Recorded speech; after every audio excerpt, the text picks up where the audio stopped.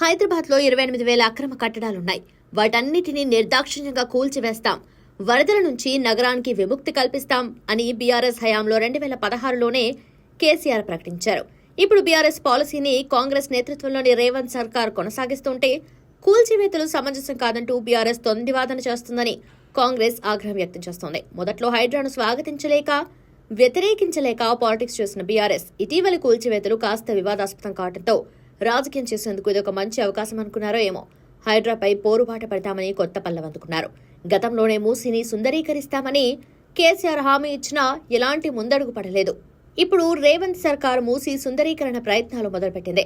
ఇందులో భాగంగా మూసీ పరిసరాల్లోని ఇండ్ల కూల్చివేతలకు హైడ్రా ఉపక్రమించడంతో బాధ్యులకు పరామర్శ అంటూ బయలుదేరింది బీఆర్ఎస్. దీంతో హైదరాబాద్లో అక్రమ కట్టడాలపై కేసీఆర్ వాదనకు వ్యతిరేకంగా హరీష్ కేటీఆర్ ఉద్యమం చేపడుతున్నారని కాంగ్రెస్ నేతలు కౌంటర్ ఇస్తున్నారు.